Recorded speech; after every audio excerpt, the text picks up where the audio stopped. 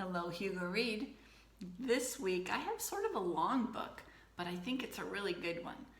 It is called Mr. Peabody's Apples, and the author is Madonna. Madonna is also, you might know her as a singer. She's also a singer. Let's look and see. The pictures in this book are amazing, and it says that the art is by Lauren Long. Let's see what happens in this. It shows Mr. Peabody and Bobby Little.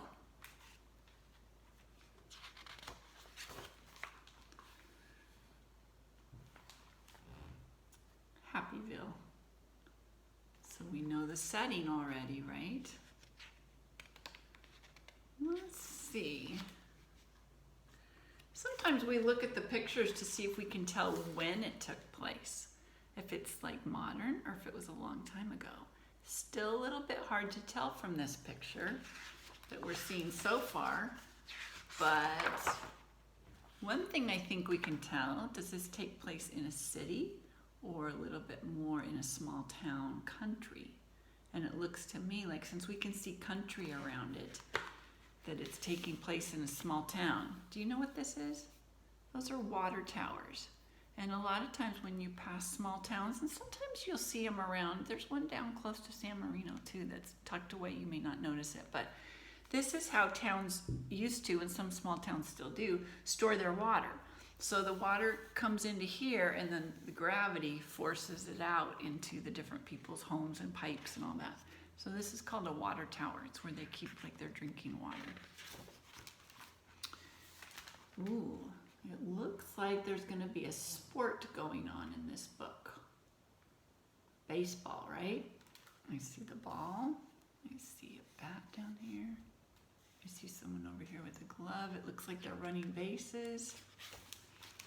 Okay, we haven't even started the book. It gave us a lot of information, didn't it? I am going to try to move the camera here a little bit so you can see the pictures better while I read. In the town of Happyville, which wasn't a very big town, Mr. Peabody was congratulating his little league team on a great game. They had not won, but no one really cared because they had such a good time playing. Mr. Peabody was the history teacher at the local elementary school, and in the summer he dedicated every Saturday to organizing baseball games with other schools. Billy Little, who wasn't a very big boy, was one of Mr. Peabody's students. He loved baseball more than anything and thought Mr. Peabody was the greatest.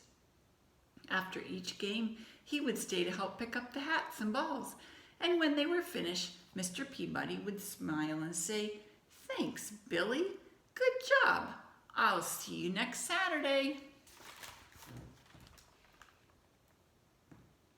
That must be Billy holding all the balls, you think?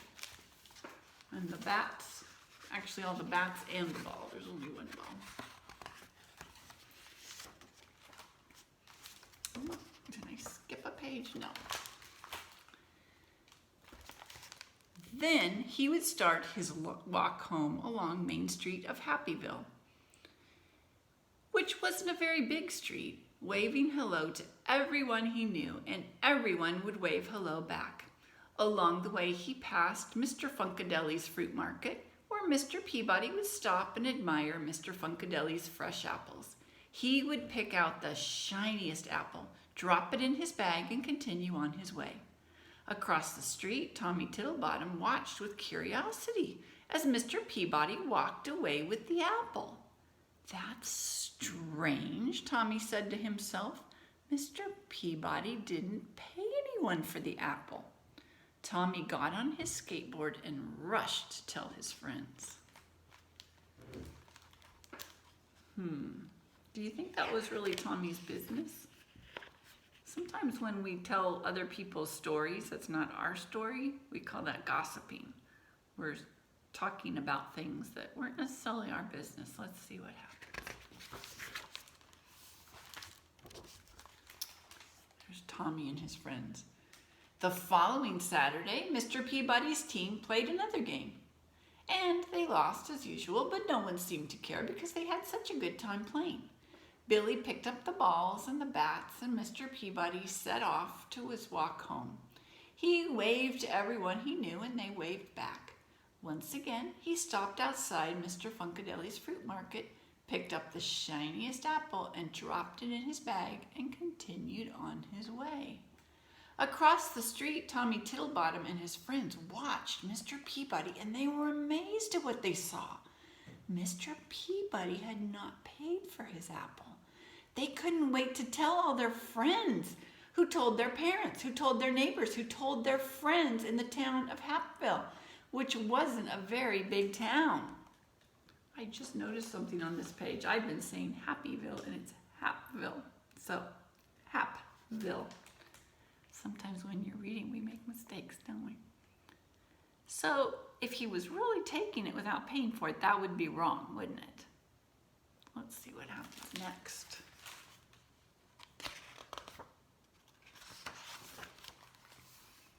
There's Mr. Peabody. It says, Mr. Peabody wonders where everybody is.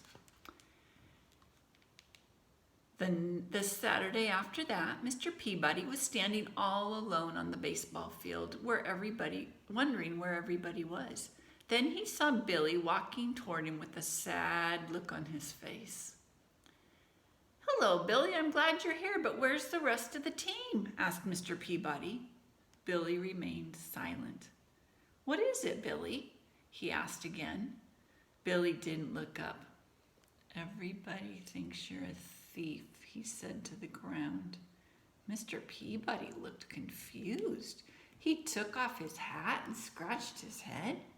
"Who said I'm a thief, Billy? And what did I steal?" Tommy Tittlebottom and his friends said they saw you take an apple from Mr. Funkadeli's fruit market twice, and they said you didn't pay for them, answered Billy. "Ah," said Mr. Peabody, putting his hat back on his head. "Let's go and talk to Mr. Funkadeli about it, shall we?"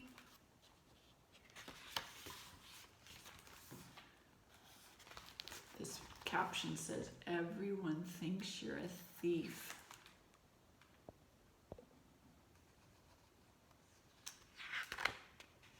Tommy looks sad. Mr. Peabody looks confused. They walked down Main Street, which wasn't a very big street, and Mr. Peabody waved to all the people he knew, but now some of them didn't wave back, and some pretended they didn't even see him. They finally arrived at Mr. Funkadeli's fruit market. Out popped Mr. Funkadeli, who said, "Hey, what are you doing here, Mr. Peabody? Why aren't you at the game?" "There wasn't a game today," said Mr. Peabody. "I was wondering if I could take my apple earlier than usual." "Sure, why not?" replied Mr. Funkadeli. "You pay for them every Saturday morning when you pick up your milk. You can take them when you like. You want the big shiny one, Mr. Peabody?" Mr. Peabody took his apple, smiled, and offered it to Billy. "I would like to take the apple, Mr. Peabody, but I have to go find Tommy and explain everything," said Billy. "When you find him, ask him to come over to my house. I'd like to speak to him too," replied Mr. Peabody. So Mr. Peabody wasn't stealing apples, was he? He was paying for them on Saturday mornings when he got his milk. So he was paying ahead of time, and then he would just pick it up later. After a little while, Billy found Tommy and told him what happened with the apples. He told Tommy that Mr. Peabody wanted to speak to him right away. So Tommy ran off, and when he arrived, he rang the doorbell, and Mr. Peabody came to the door. They looked at each other for a while. "Oh dear, Mr. Peabody," said Tommy on the doorstep. "I didn't understand. I should not have said what I said, but it looked as if you hadn't paid for the apples." Mr. Peabody's eyebrows went up a little, and he felt a warm breeze blow across his face. "It doesn't matter what it looked like. What matters is the truth." Tommy looked down at his shoes. "I'm so sorry. What can I do to make things better now?" Mr. Peabody took a deep breath. He looked up at a small cloud that was in the sky and said, I'll tell you what, Tommy. Meet me at the baseball diamond in 1 hour and bring a pillow stuffed with feathers. Okay, said Tommy, who then ran off to his house to get a pillow. It's a very dark picture. It's kind of hard to see, but there he is. There's Tommy talking.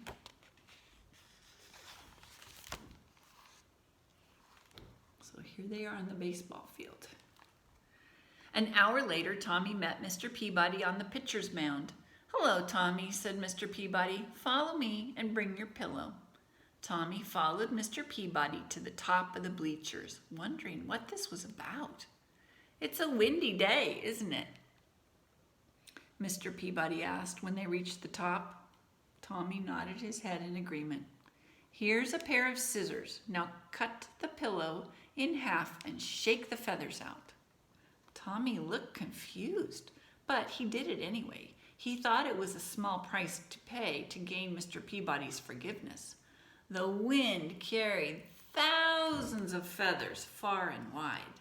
If you have a pillow that has feathers in it, it has a lot of feathers. So if you cut it open and the wind was blowing, they would be everywhere, wouldn't they? Look at the picture. So there they are. They're on the top of the bleachers. Do you see all of those feathers blowing out of the pillow? That's a lot. They're going very far.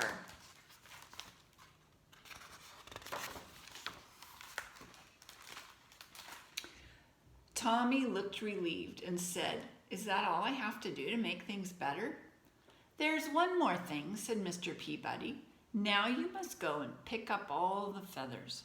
Tommy frowned.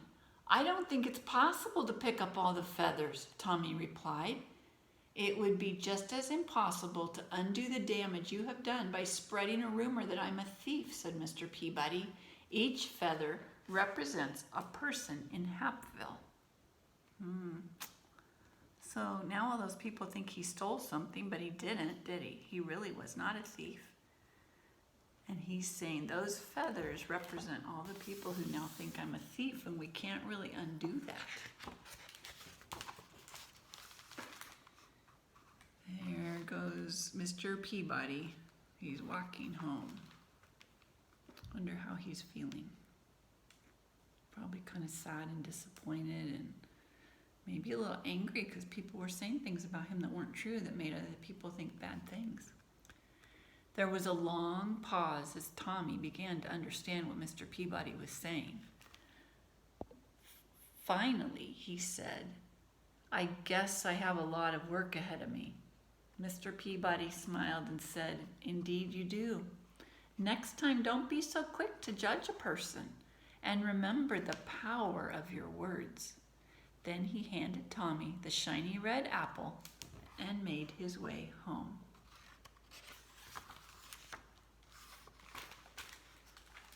Look, this says, the end. Look, it looks like the pillow was sewn back up.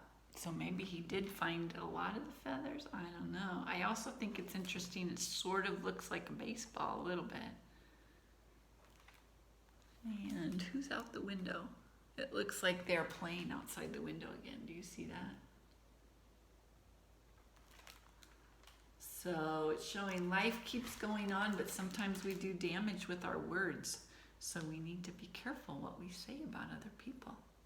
Because some of us, we know, you might be a time that someone said something mean about you that wasn't true, and you know what that feels like. It's not good.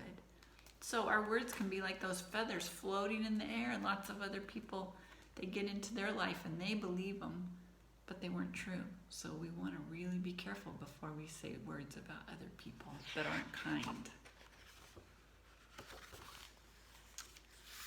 And that's the end of the story. You know what else, though? I was just thinking, that's true of kind words, too. When we say kind words, they go all over. They change how people feel. And that's a good thing. So our words can really be powerful, can't they? Words can be used for good things, and they can be used for hurtful things. So we need to think about if it's true before we say them, and if it's helpful and if it's kind. So, good book by Madonna, Mr. Peabody's Apples. I'll see you next time. I care about you a lot. I hope you're all doing okay. I can't wait to see you in person. Bye-bye.